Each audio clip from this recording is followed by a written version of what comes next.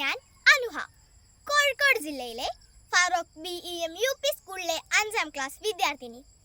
കോഴിക്കോട് ജില്ലാ വിദ്യാഭ്യാസ വകുപ്പും പ്രൊഫസർ ശോഭീന്ദ്രൻ ഫൗണ്ടേഷനും ചേർന്ന് നിറവ് സീറോ വേസ്റ്റ് മാനേജ്മെന്റിന്റെ സഹകരണത്തോടെ ഹരിതഭവനം പദ്ധതി നടപ്പിലാക്കുന്ന വിവരം എല്ലാവരും അറിഞ്ഞിരിക്കുമല്ലോ.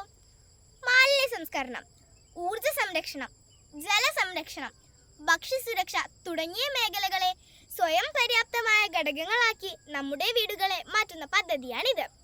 അധ്യാപകരുടെയും വിദ്യാർത്ഥികളുടെയും വീടുകൾ ഹരിതഭവനങ്ങളും വിദ്യാലയങ്ങൾ ഹരിത വിദ്യാലയങ്ങളുമാക്കി മാറ്റുകയാണ് ചെയ്യുന്നത്. ഇതിനായി വീടുകളിൽ 3 പെട്ടികൾ വെക്കണം.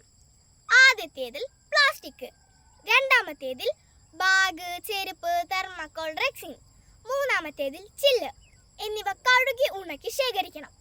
ശേഖരിച്ചവ നിശ്ചിത ഇടവേളകളിൽ ഹരിത കർമ്മസേനയ്ക്ക് കൈമാറണം.